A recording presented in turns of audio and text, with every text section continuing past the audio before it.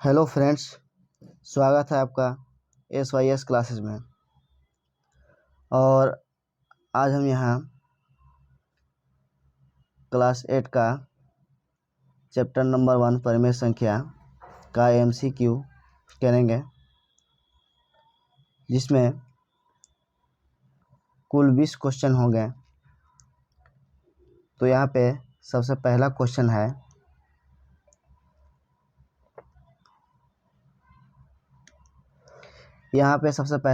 है, दो से छोटी परिमेय संख्या कौन सी है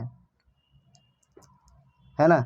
इन चारों ऑप्शन में आपको पता लगाना है कि दो से छोटी परिमेय संख्या कौन सी है।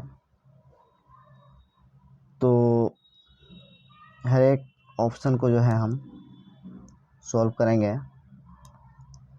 और उसके बाद जो है हम पता लगाएंगे, ठीक है।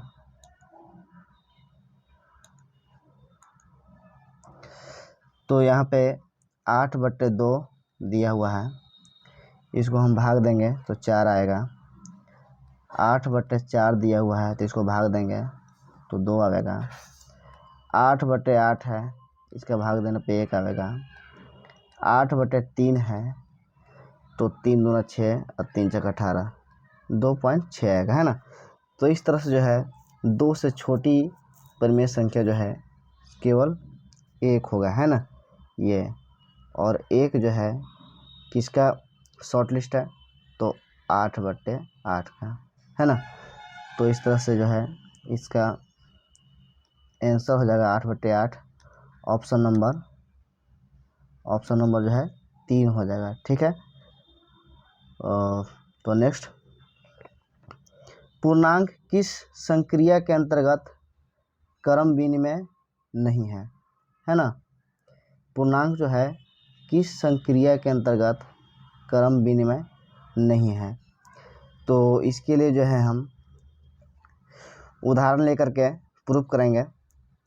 तो सबसे पहले हम दो पूर्णांक संख्या ले लेते हैं, 2 और 3। अब इसको माइनस करते हैं तो क्या प्राप्त होता है, -1। अगर इसी को जो है हम पलट दें, 3 - 2 कर दें, तब क्या प्राप्त होगा, 1। -1 और 1 ये दोनों बराबर नहीं है। इस तरह से हम कह सकते हैं कि 2 - 3 = नॉट 3 - 2, है ना। इसी तरह गुणन करते हैं तो 2 × 3 बराबर में 6, बराबर में 3 × 2, यानी कि 2 × 3 करो तो भी 6 आता है। और अंकों को जो है हेर फेर कर देते हैं, 3 × 2 कर देते हैं तो भी 6 आता है ना। तो इस तरह हम कह सकते हैं कि 2 × 3 बराबर 3 × 2, है ना, ये दोनों बराबर हैं। इसी तरह भाग में हम करते हैं, 2/3 बराबर 3/2, है ना। तो बराबर होगा, नहीं होगा। क्यों नहीं होगा, 3 से भाग देते हैं तो 0.6 आता है। और जो है 2 से भाग देते हैं तो 2 × 1 = 2 और 2 × 5 = 10, 1.5 आता है। ये दोनों बराबर है, नहीं है। तो क्रम विनिमय का मतलब है, विनिमय का मतलब होता है अदला बदली, और क्रम मतलब होता है संख्या का जो लगातार क्रम चल रहा है, श्रेणी चल रहा है, उसकी अदली बदली। क्रमों का अदली बदली क्रम विनिमय का मतलब है। तो क्रमों का जब अदली बदली करते हैं और फिर भी जो प्रतिफल होता है वो हमको सेम प्राप्त होता है, दोनों तरफ उसका प्रतिफल पे कोई प्रभाव नहीं पड़ता है। जैसे 2 × 3 करने पे भी 6 आ रहा है, और उसको जो है क्रम को हम अदला बदली करते हैं, 3 × 2 करते हैं, फिर भी 6 आ रहा है। तो ऐसे पूर्णांक को जो है हम क्रम विनिमय कहेंगे, है ना। संक्रिया के अंतर्गत ये क्रम विनिमय है। तो क्रम जो पूर्णांक जो है क्रम विनिमय गुणन में और सिर्फ जोड़ में होता है। जैसे जोड़ में देख लेते हैं, 2 + 3 = 5 बराबर 3 + 2, है ना। तो ये गुणन और सिर्फ योग में होता है, जोड़ में होता है, और बाकी व्यकलन और भाग में नहीं होता है। तो यहाँ पे ऑप्शन नंबर हो जाएगा पहला और तीसरा, यानी कि 1 व 3 दोनों के लिए, है ना। तो इसको हम ऑप्शन नंबर 4। चलिए आगे बढ़ते हैं। पूर्ण संख्याएं निम्न में से किस संक्रिया के अंतर्गत साहचर्य नहीं है, है ना। पूर्ण संख्याएं निम्न में से किस संक्रिया के अंतर्गत साहचर्य नहीं है। तो सबसे पहले हम इसका उदाहरण लेते हैं, ठीक ना। तो यहाँ पे 3 गो पूर्ण संख्या लेते हैं, 0, 1 और 2। इसको हम ऐसे जोड़ लेते हैं, ऐसे जोड़ लेते हैं, है ना। और बराबर में लिखते हैं 0 + 1 + 2। इसको ऐसे कर देते हैं, ऐसे कर देते हैं। इस तरह से जो है 1 और 2 प्राप्त होता है, और इधर डायरेक्ट 0 + 3 प्राप्त होता है, मतलब 3 = 3, है ना, बराबर हो जा रहा है। तो इसी तरह अगर व्यकलन करते हैं, है ना, 0 - 1 - 2, और यहाँ पे 0 - 1 - 2, यहाँ पे 1 और 2 को सिर्फ घेरेंगे, है ना। ये काम करता है a + b + c, है ना, जिसमें a + b को पहले घेर देना है, और फिर जो है a + b + c, इसमें b और c को पहले घेर देना, है ना। तो यहाँ पे 0 से 1 घटाएंगे तो -1 आएगा, है ना। और फिर -1 में से जो है आपको 2 को घटाना है, और इस तरह जो है यहाँ पे 0 हो जाएगा और माइनस हो जाएगा, और इसके अंदर जो है 1 में से 2 घटेगा तो -1 हो जाएगा। इस तरह से ये प्राप्त हो जाएगा -3, और ये प्राप्त हो जाएगा 0 - +1 तो 1 हो जाएगा। तो 1 और -3 ये कभी बराबर होगा, है नहीं, तो बराबर नहीं है। अब हम जो है देखते हैं गुणन वाला, है ना। तो गुणन वाला देखेंगे तो 0 कर देते हैं, और गुणे 1 और गुणे 2 बराबर 0 × 1 × 2। यहाँ पे 1 और 2 को कोष्ठ में करेंगे, और यहाँ पे 0 × 1 कोष्ठ करेंगे, तो 0 × 1 = 0 हो जाएगा, और अंतिम में फिर 0 × 2 = 0। यहाँ पे 0 × 2 = 2 हो जाएगा, फिर हो जाएगा 0। तो इस तरह से दोनों तरफ 0 0 आ जा रहा है, तो ये दोनों बराबर हैं। तो इस तरह से हम कह सकते हैं कि पूर्ण संख्याएं निम्न में से गुणन संक्रिया के अंतर्गत व्यकलन संख्या के अंतर्गत जो है संक्रिया के अंतर्गत साहचर्य नहीं है ना। व्यकलन में जो है दोनों तरफ बराबर नहीं आता है, योग में और गुणन में दोनों तरफ बराबर आ जाता है। तो इस तरह से जो है हमारा आंसर हो जाएगा ऑप्शन नंबर बी या 2, व्यकलन। चलिए नेक्स्ट चलते हैं। निम्न में से परिमेय संख्या कौन सी है ना। 3 है, 2/3 है, 7 है और 8 है।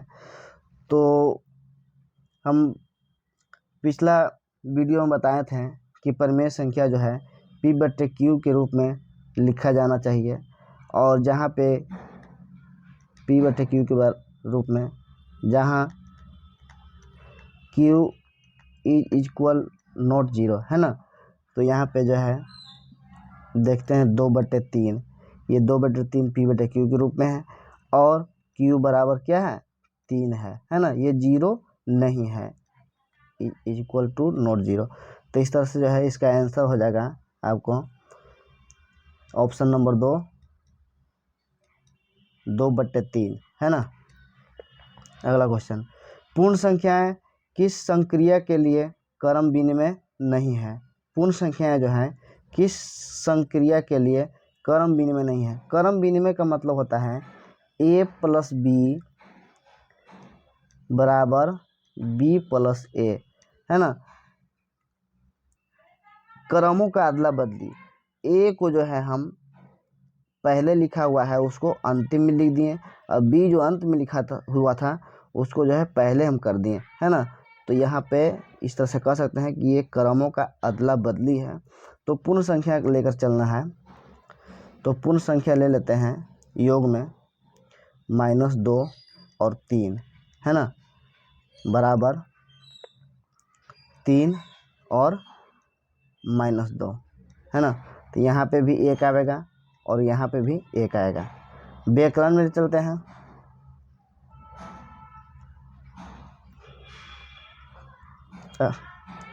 सॉरी यहाँ पे गलत हो जाएगा।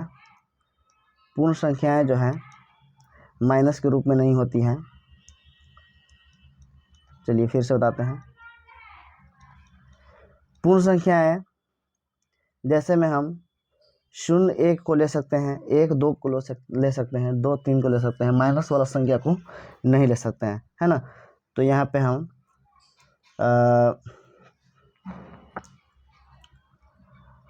0 और 1 को ले लेते हैं, तो 0 और 1 को जोड़ेंगे और प्लस में फिर 1 और 0 को जोड़ेंगे हम, तो यहाँ पे भी 1 प्राप्त होता है और यहाँ पे भी 1 प्राप्त होता है, ठीक ना।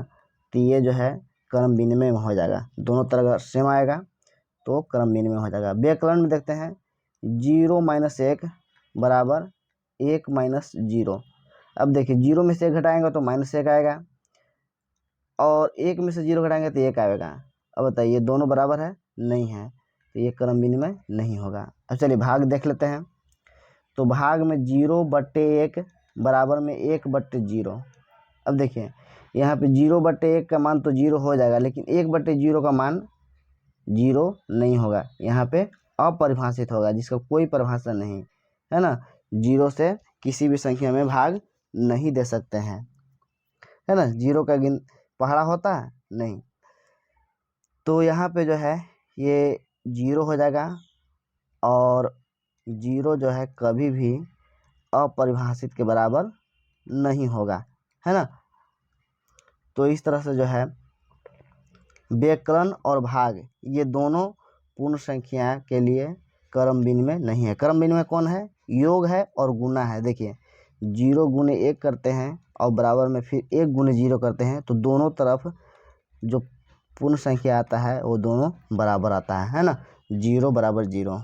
तो इस तरह से इसका आंसर हो जाएगा ऑप्शन नंबर 2 व 3 के लिए, है ना, दोनों के लिए व्याकरण और भाग दोनों आंसर हो जाएगा, है ना। ये दोनों क्रम विनिमय नहीं है। क्रम विनिमय कौन है? गुणा और योग। चलिए नेक्स्ट चलते हैं। पूर्ण संख्याएं निम्न में से किस संक्रिया के अंतर्गत सहचर है ना। पूर्ण संख्या निम्न में से किस संक्रिया के अंतर्गत सहचर है?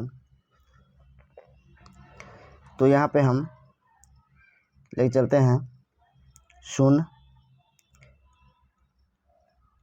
1 + 2 बराबर 0 1 + 2, है ना। तो यहाँ पे ये जोड़ देते हैं और इधर ये जोड़ देते हैं, तो किसी भी क्रम में 3 = 3 आएगा, है ना, जोड़ने पे। लेकिन व्याकलन करते हैं तो 0 - 1 और -2 बराबर 0 - 1 -2, है ना।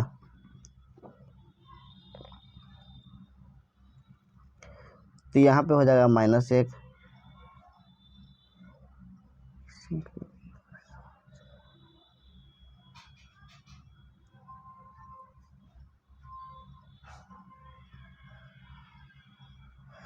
तो यहाँ पे जो है -1 हो जाएगा और फिर ये हो जाएगा -2 और यहाँ पे हो जाएगा 0 - 3, है ना। 0 - 3 नहीं -1 हो जाएगा, है ना। तो इस तरह से जो है इसका आंसर हो जाएगा -3, इसका हो जाएगा +1, है ना। इस तरह से भाग के भी देख लेते हैं। तो भाग के देखते हैं तो 0/1 हो जाएगा और फिर भाग हो जाएगा 2, है ना। पहले 0 में भाग 1 से देना है और उसके बाद जो बचेगा उसको 2 से भाग देना है। तो 0 में 1 से भाग देंगे तो 0 आएगा और फिर 2 से 0 भाग देंगे तो 0 आएगा, है ना, बराबर 0। अगर फिर इसको यहाँ पे 0/1 करेंगे और फिर भागा 2 करेंगे तो सबसे पहले 1/2 को भाग देना है ना। तो 1/2 को भाग देना है तो आ जाएगा 0.5। और चलिए इसको जो है दूसरा सेलेक्ट चलते हैं, 2/3/4, है ना। तो पहले जो है 2 को 3 से भाग देना है और फिर जो है जितना आवेगा उससे 4 से भाग देना है। तो इस तरह हम कह सकते हैं 2/3, है ना, को भाग देना है 4 से, तो गुने 1/4 हो जाएगा, है ना। और फिर यहाँ पे भाग देना है 2 में भाग देना है 3/4 से, तो ये हो जाएगा 2 गुने 4/3। यहाँ पे 2/12 प्राप्त हो रहा है, यहाँ पे 8/3 प्राप्त हो रहा है। तो क्या ये दोनों संख्या बराबर हैं? नहीं बराबर हैं। तो जिसमें बराबर रहेगा वही संक्रिया के अंतर्गत साहचर होगा। तो यहाँ पे प्लस वाला योग वाला जो है वो बराबर हो रहा है। तो इस तरह से हम कह सकते हैं कि इसका आंसर जो हो जाएगा वो ऑप्शन नंबर 1 हो जाएगा, योग। चलिए अगला क्वेश्चन देखते हैं। परिमेय संख्या के लिए गुणात्मक तत्समक क्या है? परिमेय संख्याओं के लिए गुणात्मक तत्समक क्या है? तो यहाँ पे गुणात्मक तत्समक का मतलब होता है किसी भी संख्या, जैसे p/q है, तो उसमें हम किस संख्या से गुणा करेंगे ताकि जो है फिर से p/q प्राप्त हो जाए। किस संख्या से गुणा करेंगे कि p/q ही प्राप्त हो, है ना। तो इस तरह से हम कह सकते हैं कि 1 से गुणा करेंगे, है ना। किसी भी संख्या में अगर 1 से हम गुणा करेंगे तो फिर से वही संख्या प्राप्त होता है। तो इस तरह से जो है इसका परिभाषा हम दे सकते हैं और इसका ऑप्शन हो जाएगा 1, है ना।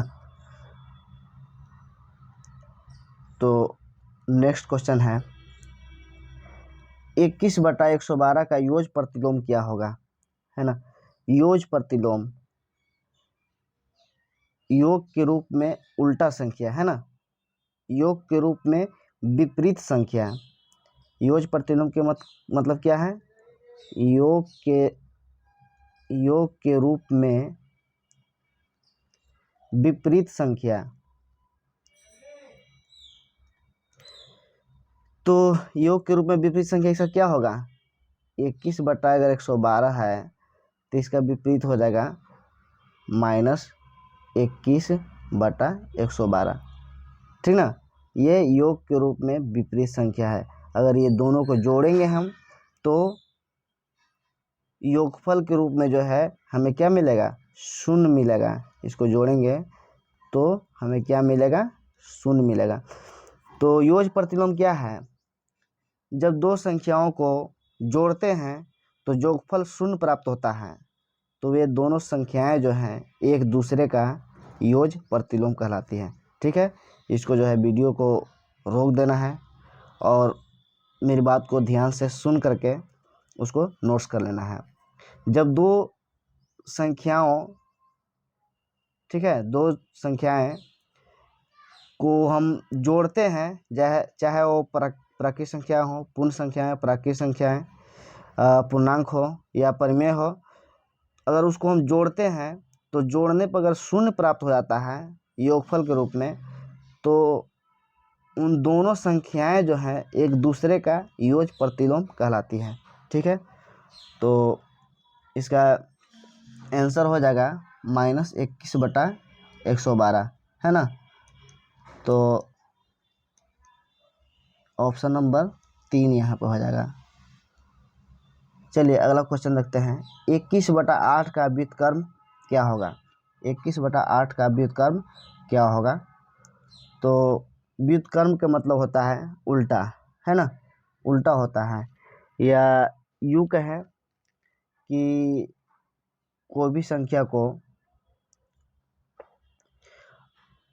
किसी भी संख्या का व्युत्क्रम निकालने के लिए एक ऐसी संख्या से गुणा करना पड़ता है, ठीक ना, जो कि गुणनफल 1 प्राप्त हो जाए। तो 21/8 का 8 को जो है हम किस संख्या से गुणा करेंगे कि गुणनफल 1 प्राप्त हो जाएगा, है ना, गुणनफल 1 प्राप्त होगा। तो यहाँ पे जो है संख्या वाला निकालेंगे, तो ये गुणा में है तो इधर भाग में चला जाएगा। 21/8 तो बराबर हो जाएगा 1 गुने 8/21, यानी 8 गुने 1 8/21। तो यही संख्या जो है 21/8 का व्युत्क्रम होगा, यानी कि 8/21, है ना। तो इसका आंसर हो जाएगा ऑप्शन नंबर 1 8/21।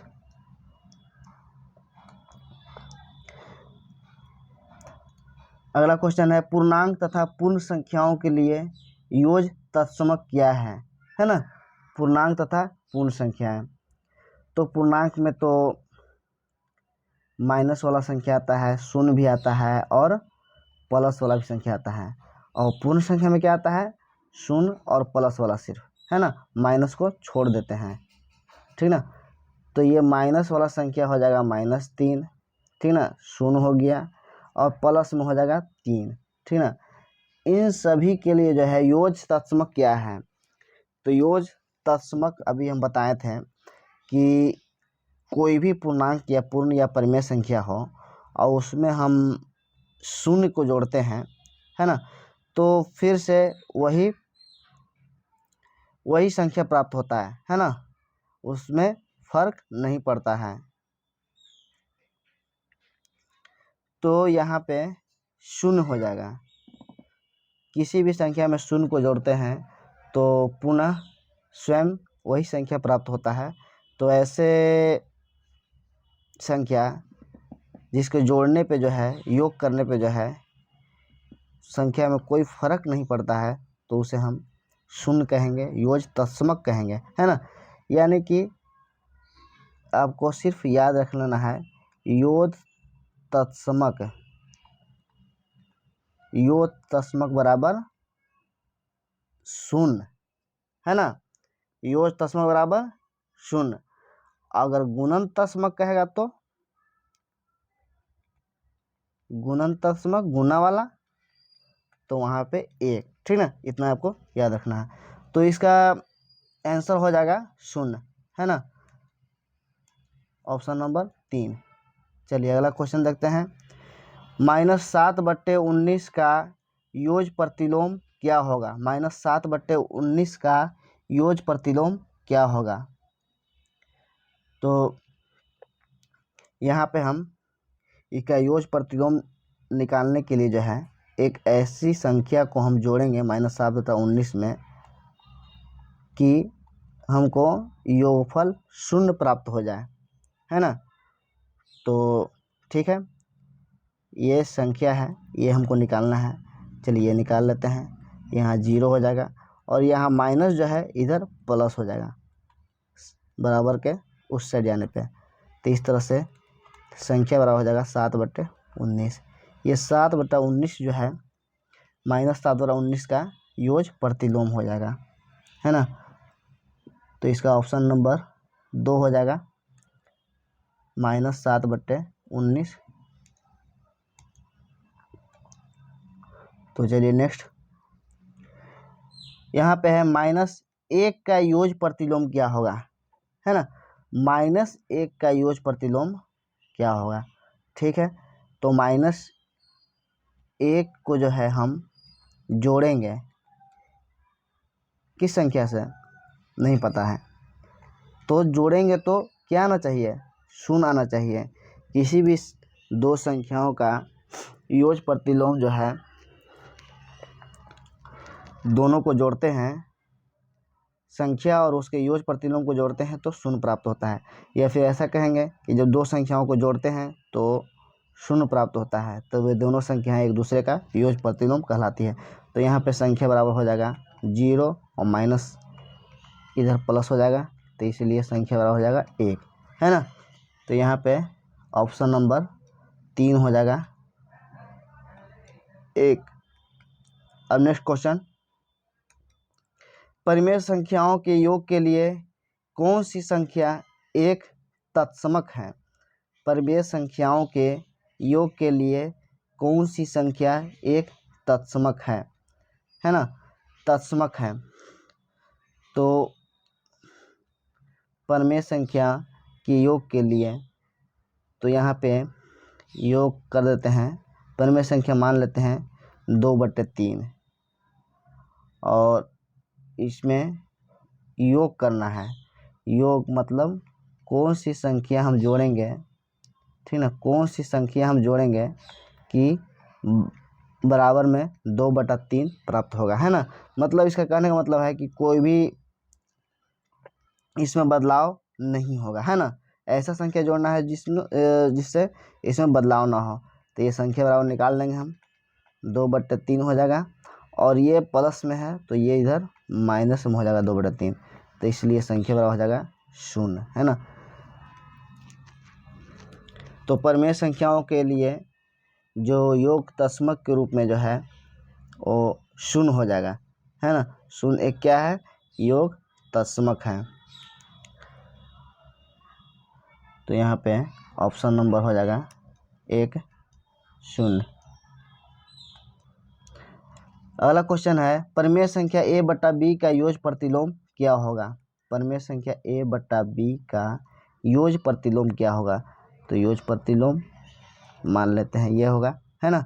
यहाँ पे क्वेश्चन हो जाएगा क्वेश्चन मार्क, और जब योग प्रतिलोम को जोड़ते हैं संख्या में तो क्या प्राप्त होता है, हमें 0 प्राप्त होता है। तो यहाँ से निकालेंगे क्वेश्चन मार्क, तो 0 यहाँ पे माइनस a/b हो जाएगा। तो इस तरह से आपको -a/b प्राप्त हुआ, है ना। तो इसका मतलब हुआ कि a/b का योग प्रतिलोम -a/b हो जाएगा, है ना। तो यहाँ पे ऑप्शन नंबर हो जाएगा लास्ट वाला -a/b। चलिए नेक्स्ट क्वेश्चन, इतना का योग प्रतिलोम क्या होगा, है ना। तो इसमें मिस प्रिंट हुआ है, तो जैसे -13/17, 17/13, 13/17, -17/13।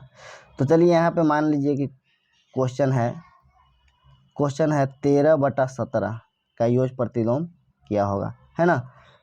चलिए मान लेते हैं ऑप्शन के हिसाब से। तो इसमें योग प्रतिलोम निकालने के लिए यहाँ पे वाट दे देंगे, यहाँ पे x मान करके बना सकते हैं कि मान लीजिए कि 13/17 का योग प्रतिलोम x है, तो यहाँ पे दोनों को जोड़ते हैं तो 0 प्राप्त होता है ना। तो x बराबर हो जाएगा 0 माइनस 13/17, तो इसलिए x बराबर हो जाएगा -13/17। तो यहाँ पे ऑप्शन नंबर ए हो जाएगा।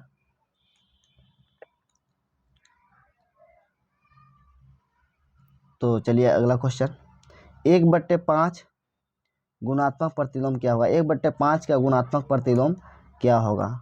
1/5 का गुणात्मक प्रतिलोम क्या होगा। गुणात्मक प्रतिलोम वाट, है ना, या मान लीजिए कि x होगा, है ना। 1/5 का गुणात्मक प्रतिलोम x होगा, तो यहाँ पे गुणनफल क्या हो जाएगा, गुणनफल क्या होगा, 1 हो जाएगा, है ना। गुणात्मक प्रतिलोम का परिभाषा है गुणात्मक प्रतिलोम। इस वीडियो को जो है यहाँ पे रोक लेना है और ध्यान से सुन के आपको बुक में कॉपी में नोट कर लेना है। जब दो संख्याओं का गुणनफल 1 प्राप्त होता है, जब दो संख्याओं का गुणनफल 1 प्राप्त होता है तो वे दोनों संख्याएं एक दूसरे का गुणात्मक प्रतिलोम कहलाती है ना। जब दो संख्याओं का गुणनफल 1 प्राप्त होता है तो वे दोनों संख्याएं एक दूसरे का गुणात्मक प्रतिलोम कहलाती है। तो चलिए यहाँ पे x का मान निकालेंगे। x बराबर हो जाएगा 1 और ये गुना में इधर है तो इधर हो जाएगा भाग में 1/5। तो x बराबर हो जाएगा 1 गुने 5/1 बराबर 5 है ना। तो यहाँ पे जो है 1/5 के गुणात्मक प्रतिलोम 5 है और 5 का गुणात्मक प्रतिलोम 1/5 है ना। ये दोनों एक दूसरे का गुणात्मक प्रतिलोम है। इसको ऐसे हम लिख सकते हैं, है ना, ऐसे 5 के बीच में हो जाएगा गुणात्मक प्रतिलोम, है ना। तो 1/5 का गुणात्मक प्रतिलोम 5 है और 5 का गुणात्मक प्रतिलोम 1/5 है। क्योंकि ये दोनों संख्याओं को जब हम गुणा करते हैं तो गुणनफल क्या प्राप्त होता है, 1 प्राप्त होता है ना। यहाँ पे देखिए यहाँ पे 1/5 गुने 5, 5 से 5 कट जाएगा तो 1 प्राप्त हो जाएगा। तो इस तरह से इसका आंसर हो जाएगा 5, ऑप्शन नंबर 1। तो नेक्स्ट क्वेश्चन, कौन सी परिमेय संख्या अपने व्युत्क्रम के समान होती है ना। कौन सी परिमेय संख्या जो है अपने व्युत्क्रम के समान होती है। अपने व्युत्क्रम का समान मतलब बराबर होता है। मान लीजिए कि एक संख्या, हम परिमेय संख्या लेते हैं 2/3, इसका व्युत्क्रम क्या हो जाएगा 3/2। क्या ये दोनों समान है, नहीं है। तो ऐसा संख्या नहीं लेना है, ऐसा परिमेय संख्या नहीं लेना है। तो यहाँ पे हम 1 देखते हैं, तो 1 जो है 1 को हम 1/1 के रूप में लिख सकते हैं, ठीक ना। तो इसका व्युत्क्रम भी हो जाएगा 1/1। तो ये दोनों समान है। अगर -1 को लिखेंगे हम तो -1/1 हो जाएगा और बराबर में इसका व्युत्क्रम हो जाएगा 1/-1, है ना। तो भाग देने पे -1 बराबर -1 ही प्राप्त होगा। तो इस तरह से हम कह सकते हैं कि 1 और -1 जो है ऐसा परिमेय संख्या है जिसके व्युत्क्रम समान होते हैं, है ना। 1 का व्युत्क्रम 1 ही होगा, -1 का व्युत्क्रम -1 ही होगा। अगर 2 का देखा जाए तो 2 का व्युत्क्रम हो जाएगा 1/2, है ना, 1/2। तो यहाँ पे ये बराबर नहीं हो रहा है। तो इस तरह से ऑप्शन नंबर 1 और 2, है ना। तो इस तरह से 1 और 2 दोनों के लिए हो जाएगा। एक और ऑप्शन है चौथा जो सब पे सूट करता है। तो यहाँ पे 1 और -1 के लिए जो है ऑप्शन नंबर 4 हो जाएगा, 1 और 2 दोनों, ठीक है। नेक्स्ट क्वेश्चन, किसी धनात्मक परिमेय संख्या का व्युत्क्रम होता है। किसी धनात्मक परिमेय संख्या का व्युत्क्रम होता है। मान लीजिए धनात्मक परिमेय संख्या 2/3 है तो इसका व्युत्क्रम क्या हो जाएगा 3/2 है ना। ये भी प्लस में है और ये भी प्लस में है। चलिए मान लीजिए कि 13/1 है, ये प्लस में है, धनात्मक है, तो इसका 1/13 हो जाएगा। इसका व्युत्क्रम भी प्लस में आ रहा है ना। ले लेते हैं 5/4, तो इसका व्युत्क्रम हो जाएगा 4/5, है ना। तो ये भी प्लस में आ रहा है। इसका मतलब किसी भी धनात्मक परिमेय संख्या का व्युत्क्रम धनात्मक होगा, है ना। तो इसका आंसर हो जाएगा ऑप्शन नंबर 1 धनात्मक। चलिए नेक्स्ट क्वेश्चन, 13 का गुणात्मक प्रतिलोम क्या है। 13 का गुणात्मक प्रतिलोम क्या होगा। तो यहाँ पे हम परिभाषा के हिसाब से लेके चलेंगे। -13 का गुणात्मक प्रतिलोम x हो जाएगा, है ना। तो गुणनफल क्या प्राप्त होगा, 1 होगा प्राप्त, है ना।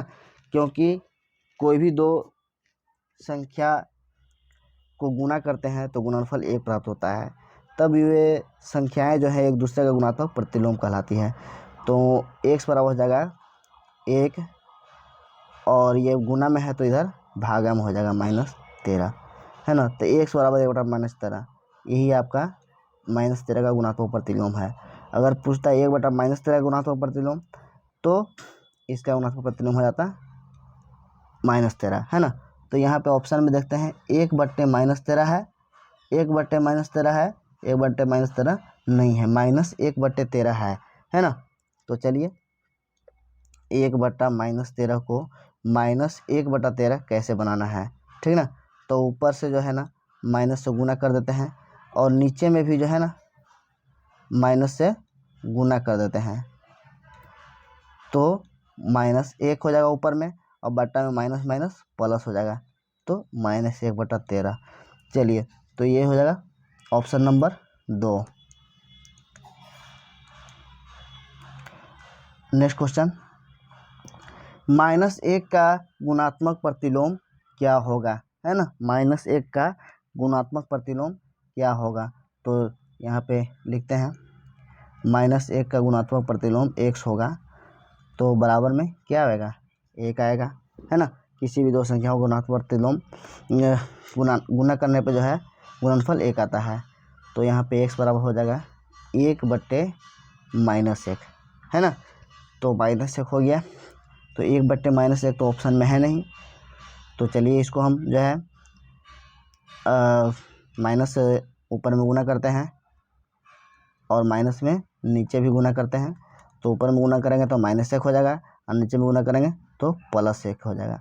1 से जब भाग देंगे हम तो -1 आएगा, ठीक ना। इस तरह से इसका आंसर हो जाएगा -1, ऑप्शन नंबर 2, ठीक है, ऑप्शन नंबर 2।